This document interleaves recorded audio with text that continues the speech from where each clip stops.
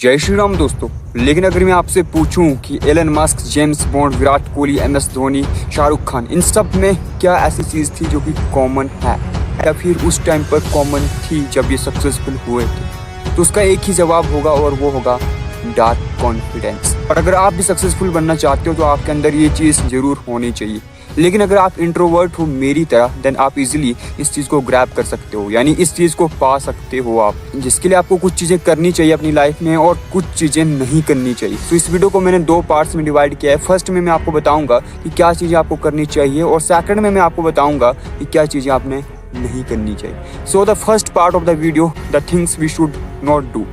कुछ ऐसी चीज़ें जो हमें नहीं करनी चाहिए, जिसमें सबसे पहली चीज़ है stop acting like a victim. यानी कि आपकी लाइफ में कई सारी प्रॉब्लम्स, सर्कमस्टांसेस या फिर सिचुएशंस आएगी जहाँ पर आप खुद को विक्टिम महसूस करोगे कि मैं विक्टिम हूँ, मेरे साथ ही ये सब कुछ क्यों हो रहा है, मेरी ही किस्मत खराब है एंड ब्ला ब्ला।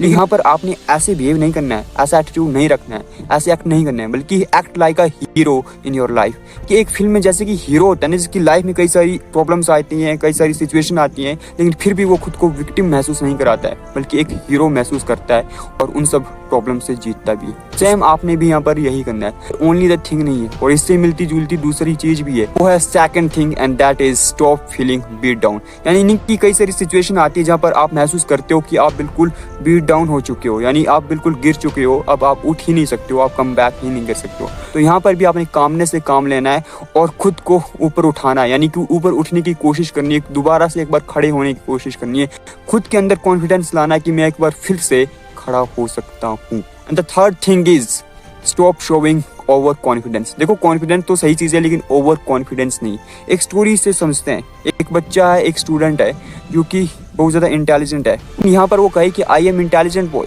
तो वो उसका कॉन्फिडेंस है। लेकिन अगर वो कहे कि I am the only intelligent boy in this class, then वो ओवर कॉन्फिडेंस है, जो कि बिल्कुल सही नहीं है। और यहाँ पर एक डाउट आपका क्लियर करना चाहूँगा कि dark confidence is not over confidence. ये बिल्कुल सेम नहीं है कि ओवर कॉन्फिडेंस और डार्क कॉन्फिडेंस एक चीज़ नहीं है, बल्कि डार्क कॉन्फिडेंस वो चीज़ है जहाँ पर आपका कॉन्फिडेंस आपके पीक लेवल पर होता है। यानी पीक लेवल पर जब आपका कॉन्फिडेंस होता है, उसे हम कह सकते हैं डार्क कॉन्फिडेंस। लेकिन ओवर कॉन्फिडेंस तो एक तरीके का दिखावा होता है, जिससे हमें बिल्कुल बचना चाहिए। And the fourth thing is don't be available for everyone. यानी हर किसी के लिए अवेलेबल मत रहो। आप किसी के लिए भी अवेलेबल रह रहे हो तो आपकी वैल्यू नीचे गिरती है और आपको वैल्यूज मिलती भी नहीं है। इसलिए अगर आपको फील हो रहा है कि वहाँ पर आपका सिर्फ टाइम वेस्ट हो रहा है या उस पर्सन से बात करने से आपका सिर्फ टाइम वेस्ट हो रहा है, तो उस पर्सन से कन्वर्सेशन करना बंद कर दो, या फिर यूँ कहूँ कि सॉलिट्यूड में रहो। लेकिन यहाँ पर आप में से कुछ लोगों का सवाल ये भी होगा कि सॉलिट्यूड एंड लोनलीनेस तो बिल्कुल सेम चीज़ है और ये खतरनाक है, ये बिल्कुल अच्छी नहीं, क्योंकि इससे तो हम डिप्रेशन में जा सकते हैं। लेकिन सॉलिट्यूड वो चीज़ है जो इससे अलग है। अगर इसका हिंदी मीनिंग जाने तो सॉलिट्यूड होता है एकांत और लोनलीनेस होता है अकेलापन। सॉलिट्यूड वो सिचुएशन होती है जहाँ पर आप अकेले तो रहते हो, लेकिन खुद की मर्जी से। इसलिए आप अकेले रहते हो ताकि खुद को इम्प्रूव कर सको, खुद के ऊपर काम कर सको, खुद की स्किल्स को एनहांस कर सको। वहीं दूसरी तरफ लोनलीनेस एक ऐसी सिचुएशन है, यानी कि अकेलापन, जहाँ पर आप अकेले तो हो लेकिन खुद की मर्जी से नहीं, बल्कि लोगों की वजह से। आप रहना तो चाहते हो लोगों में, लेकिन रह नहीं पाते हो कुछ वजहों से। सो ये कुछ चीज़ें थी जो कि आपको नहीं करनी चाहिए। लेकिन यहाँ पर आप लोग सोचोगे या फिर कहोगे कि वीडियो के स्टार्टिंग में आपने कहा था कि मैं ये तो बताऊंगा कि क्या चीज़ें नहीं करनी चाहिए, लेकिन साथ में ये भी बताऊंगा कि क्या चीज़ें करनी चाहिए। सो अब बताऊंगा क्या चीज़ें करनी चाहिए, यानी कि second part of the video, the things we should do. So जिसमें सबसे पहली चीज़ है बी आ सोशल लीडर। अब आप लोग कहोगे कि यार भाई मैं तो इंट्रोवर्ट हूँ, मैं कैसे सोशल लीडर बन सकता हूँ, मेरे को तो बात करना भी अच्छा नहीं लगता है। लेकिन आप फिर भी बन सकते हो, और इंट्रोवर्ट लोग बहुत ज़्यादा अच्छा लीडर बनते हैं। यहाँ पर आपको कुछ ऐसे लोग ढूंढने हैं जो आपकी हेल्प कर सके, जो आपकी स्किल्स को और एनहांस कर सके, जो आपको और ज़्यादा सपोर्ट कर सके। और उन लोगों के साथ आपने नेटवर्क बिल्ड करना है। और नेटवर्क बिल्ड करने के लिए आपको क्या करना पड़ेगा? इसके लिए आपको 3 चीज़ें बेसिकली करनी पड़ेगी। फर्स्ट, कि उनको कॉम्प्लीमेंट दो, लेकिन रियल और जेन्युइन। ऐसे कि बेकार में फेंक दो ऐसे ऊपर से एंड बिल्कुल वो फेक लगे, वैसा बिल्कुल नहीं करना है। बिल्कुल जेन्युइन एंड रियल कॉम्प्लीमेंट देना है। Second thing is speak less but listen more. लोगों को अच्छा लगता है जब उनकी बातें कोई ध्यान से सुनता है, तो आपने उनकी बातों को ध्यान से सुनना है, लेकिन सिर्फ सुनना नहीं है। एंड द तीसरी चीज़ जो हमें करनी है वो है एक जेन्युइन ओपिनियन उनको देना है। पहले उनकी बातों को सुनो, फिर समझो, फिर उनको जेन्युइन ओपिनियन दो। तो इन सब चीज़ों से क्या होगा कि आपका उनके साथ एक डीप और एक सोशल बॉन्ड बनेगा, जो आपको एक सोशल लीडर बनाएगा और एक अच्छा सोशल लीडर आपको बनाएगा। अगर मैं आपसे पूछूं कि यहाँ पर दो लोग चल रहे हैं, इन दो लोगों में से आप चूज करो कौन कॉन्फिडेंट है, यानी कि इसके अंदर, यानी कि किस इंसान के अंदर ज्यादा कॉन्फिडेंस है, आप कैसे चूज करोगे? ऑब्वियसली उसकी बॉडी लैंग्वेज से।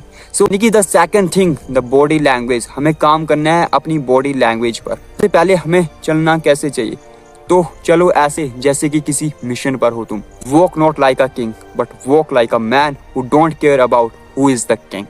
लेकिन वॉक करना, चलना, ये सब कुछ इनफ नहीं है हमारी बॉडी लैंग्वेज में, बल्कि हमारी बॉडी लैंग्वेज में और भी चीज़ें होती है, जैसे कि इमोशंस, हमारे रिएक्शंस। तो इमोशनली आपने बहुत ज़्यादा स्ट्रॉन्ग बनना है, यानी कि अपने इमोशंस को कंट्रोल करना। बिल्कुल ऐसे अपनी फीलिंग्स बाहर नहीं आनी चाहिए कि इतनी सी प्रॉब्लम हुई और आप रोने लग पड़ो, ऐसा बिल्कुल नहीं होना चाहिए। Control your emotions. And the second thing, reactions.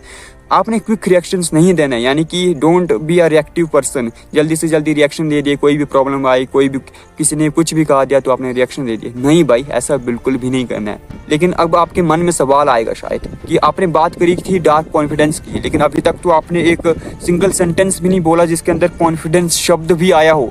So now we will talk about the third thing, that is the real confidence.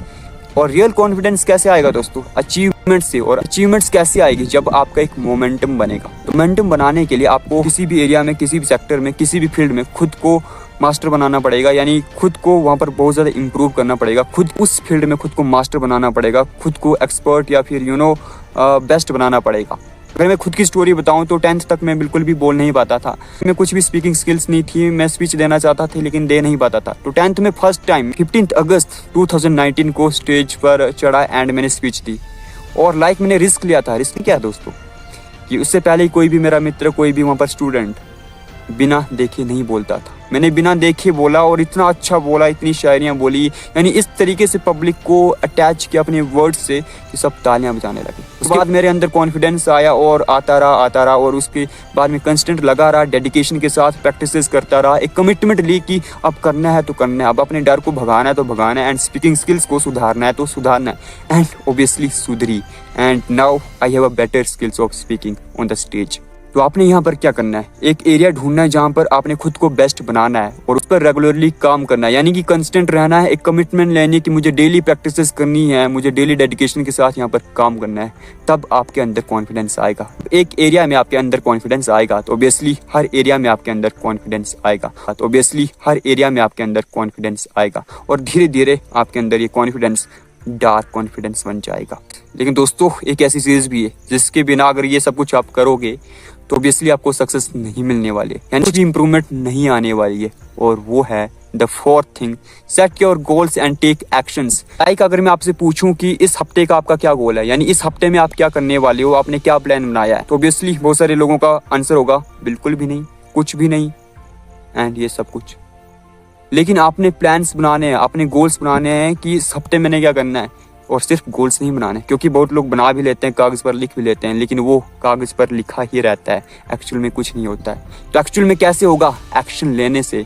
So take actions. पहले तो प्लान बनाओ, पहले तो गोल बनाओ, उसके बाद एक्शंस लो, तभी कुछ हो पाएगा। और अगर आप इन सभी बातों को ऑनेस्टली फॉलो करते हो, यानी एक्शंस लेते हो, ये सब कुछ करते हो ऑनेस्टली, तो मैं ऑनेस्टली बोल रहा हूँ कि आपके अंदर डार्क कॉन्फिडेंस आएगा। देखो, एक दिन के अंदर, 2 दिन के अंदर या 3 दिन के अंदर नहीं आएगा, लेकिन अगर काम करोगे तो एक दिन जरूर आएगा और वो दिन सिर्फ आपका होगा।